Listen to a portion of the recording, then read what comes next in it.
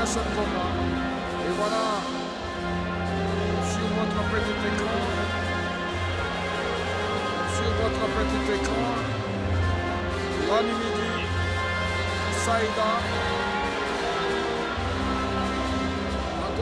Merci réalisation. C'est elle qui sort première en rouge, encadrée par deux membres ou deux cadres de son staff technique. Et voilà, elle reçoit là les dernières orientations, les directives, pourquoi pas. Et voilà, les instructions lui sont données. Techniquement, tactiquement et même moralement, parce que tout compte fait, lorsqu'on n'a pas un bon moral, on ne peut pas pratiquer la boxe. Lorsqu'on sait qu'elle exige beaucoup la présence de l'art dans le spectacle. Et lorsqu'on monte sur le ring, on monte une fois pour toutes. On est sans coach, on est sans entraîneur, on est sans médecin, encore moins un infirmier. Elle va combattre avec une tête cachée. C'est une nouvelle coiffure par rapport à d'autres Marocaines qui ont combattu avant elle. Et voilà le tour de la Congolaise, Ndoua Sarah, dans cette catégorie de 57 kilos. C'est peut-être elle qui peut déjouer les faveurs des pronostics en faveur des Marocains. Chez les dames tout comme chez les messieurs, le Maroc est au top de sa forme, de sa réputation. Ses athlètes montent sur le ring et descendent avec une victoire à la clé. Et voilà, les Congolais prennent part à la fête, écoutez-les.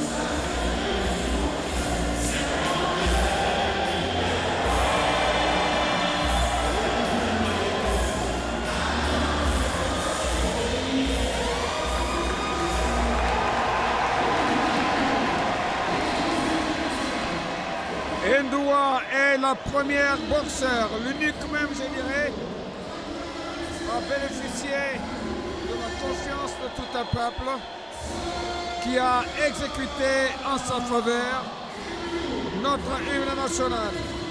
Debout, Ndoua. Avec toi, nous allons assurer la splendeur de la République démocratique du Congo.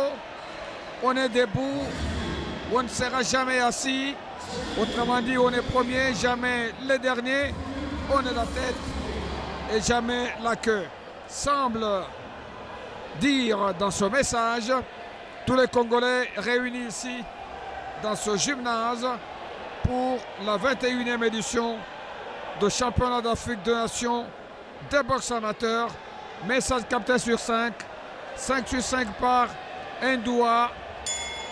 Round number 1. Sarah, qui est opposé à l'Animidi Saïda du Maroc.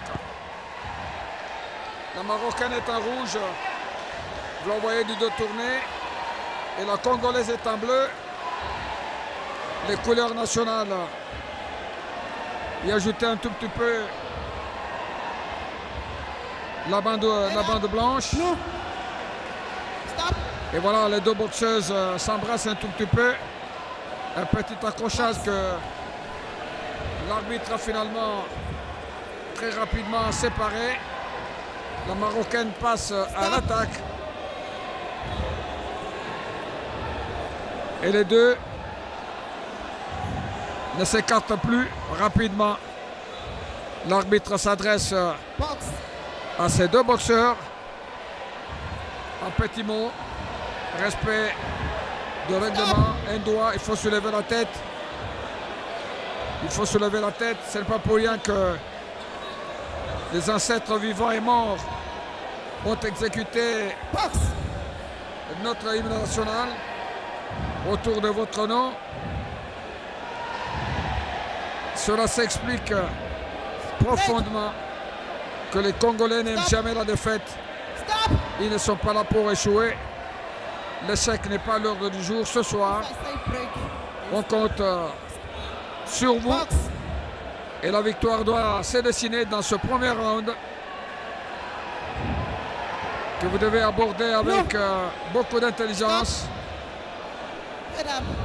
et beaucoup de sagesse. Il faut éviter d'encaisser surtout. La Marocaine évite les répits, tente de multiplier ses coups gauche-droite, mais un doigt doit faire attention parce que si elle ne marque pas de points dans ce premier round, ça veut dire que le deuxième round risque d'être à l'avantage de la Marocaine. Et là, le troisième round, en ce moment-là, restera un round de problème pour la République démocratique du Congo. Ça ne se passe pas tellement pas bien. Un doigt doit relever la tête et surtout boxer.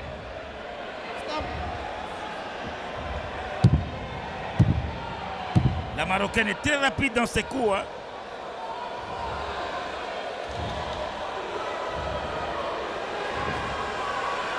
C'est une grosse surprise. Hein? La fin du premier round. Est compté parmi les meilleurs boxeurs du pays en 2 versions confondues. Mais apparemment, les consignes qui sont données ne sont pas respectées. Voyons voir les moments forts. Elle est touchée, elle touche aussi à son tour. Elle évite d'encaisser le direct gauche. Celui des droites tombe sur elle. Dans ce petit box dans le vide. Ça n'a pas payé ni pour l'une ni pour l'autre non plus. Et maintenant les deux pugilistes sont chacune dans son coin. Recevant la consigne. L'arbitre demande aux soigneurs de quitter le ring.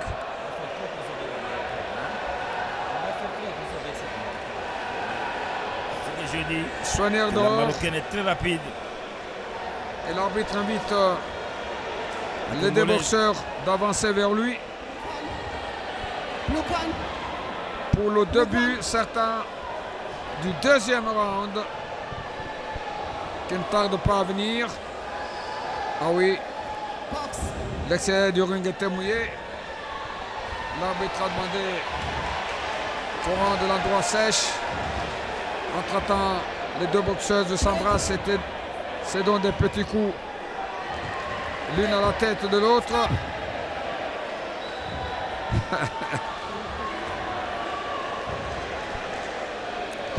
Tête couverte, la Marocaine est à gauche de votre petit écran. Elle est en rouge et la Congolaise est en bleu. Un doigt, il faut soulever la tête. En boxe, il faut attaquer. Il faut marquer le point. Même si vous n'êtes pas violente. Mais il faut que le swing arrive, le direct arrive, comme c'est le cas maintenant. Voilà ce que le public attend de vous. C'est ça, le message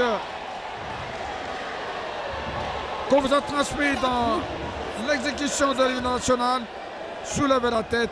Soyez debout, debout, debout, toujours debout, encore debout, un doigt debout. Et terminez le combat tout en étant debout, un doigt, Sarah. Il faut voir comment arrive votre adversaire. Au lieu de baisser la tête avant même que l'attaque de l'adversaire ne soit amorcée, Vous donnez beaucoup de fil à rétro dans l'arbitre qui doit parler, s'adresser à vous. Ça dénote et ça donne une très mauvaise image. On attaque par la gauche avec Ndoua. Attention, la Marocaine est très rapide. La Congolaise en bleu. Elle est au point du ring à droite de votre petit écran, très chers téléspectateurs. L'arbitre retire Ndoua et freine un tout petit peu la Marocaine qui a frappé à la nuque de Ndoua. C'est interdit, dit Madame l'arbitre. Ndoua a le même missile. Peut-être qu'elle ne changera pas. Il faut que le staff travaille sur ceci pendant la préparation. Même s'il n'y a pas de compétition programmée, mais pendant les entraînements du jour au jour, semaine après semaine, Ndoua doit apprendre à soulever la tête, regarder, fixer l'adversaire avant d'attaquer ou avant d'éviter l'attaque de l'adversaire. La Marocaine prépare ses marteaux, prépare ses balles, pour ne pas dire ses missiles, mais ses crochets. Là, il a touché la Congolaise avec un crochet gauche.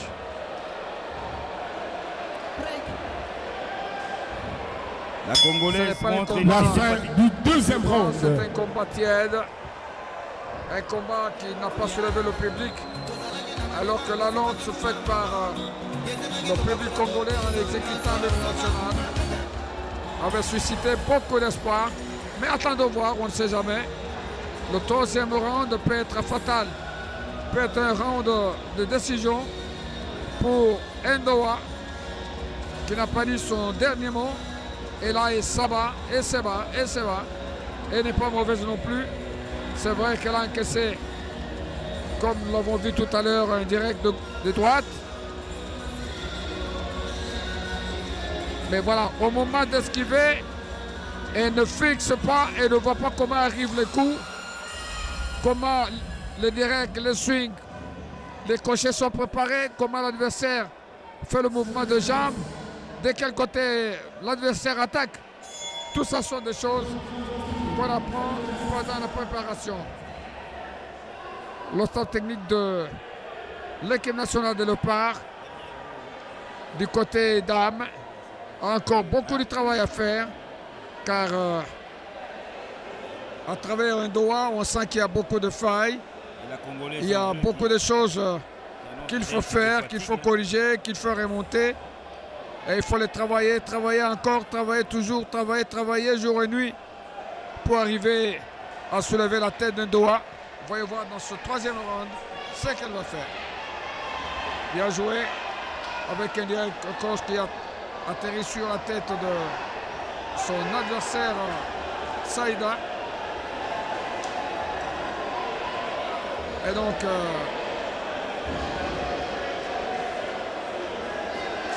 il y a un peu de calmie. Un peu de calmie. Première minute consommée dans ce troisième round. Nous entamons la deuxième. Une deuxième peut-être de bonheur pour Ndoua, qui peut lâcher un crochet de gauche qui va faire mal à la Marocaine. Peut-être un crochet de droite, pourquoi pas. Là, il y a accrochage. Accrochage. L'arbitre était obligé d'intervenir. Et le banc où le staff technique d'Ndoua lui parle. Il a suivi le message. Peut-être qu'elle peut changer. Là, il se déplace bien. Il regarde son adversaire dans les yeux. Il regarde Saïda. Ndoua attaque avec gauche-droite. C'est bien marqué. Des petits points comme ça. Toucher comme une abeille. Même si ce n'est pas violent. Tu touches, tu recules, tu touches, tu te déplaces. En faisant un mouvement de jambes comme le faisait Mohamed Ali, Cassius Clay à l'époque. Paix à son âme. D'ailleurs, nous allons lui rendre hommage le 30 octobre prochain, le 50e anniversaire de son combat contre Georges Foreman ici à Kinshasa, la capitale de la RD Congo. de Félix Antoine Tshisekedi Tshilombo, premier sportif de la nation. Et voilà donc cette boxe qu'organise le gouvernement de la République à travers sa fédération. Fait parler d'elle toute l'Afrique est à Kinshasa, le miroir du continent à travers le noble art. Il faut être la RDC pour le faire. La diplomatie se porte bien. La diplomatie sportive. Et la Congolaise est rejetée. Et jetée au tapis, bousculée par la Marocaine. Et l'arbitre lui reproche. C'est presque le même style. Du côté marocain, on s'embrasse. On se demande pardon. Et le combat est terminé. Je pense, oui. Le round de décision vient de toucher à la fin. Par contre, on ne s'est pas beaucoup touché. Ndoa un peu inquiète, avec un visage fermé. Dans le cas marocain, on se parle. On n'est pas souriant non plus. On n'est pas souriant non plus. Ndoa continue la même attitude. Visage toujours fermé. Mais son coach lui parle. Pas fâché, pas content. Un peu optimiste. En attendant le verdict. Et le public attend aussi ce verdict. Un public qui a répondu à 60% à l'appel de la Confédération africaine de boxe. Et la communauté marocaine qui se porte bien à Kinshasa, qui se comporte aussi bien, qui a été très bien accueillie, qui est à l'aise, Hakim, la belle. Elle aussi attend le verdict de ce combat entre Saïda et... By unanimous decision, the boxer out of the red corner. C'est l'équipe marocaine. Exact. Victoire méritée de la Marocaine. Il n'y a pas eu de miracle. Ndoa a perdu le combat.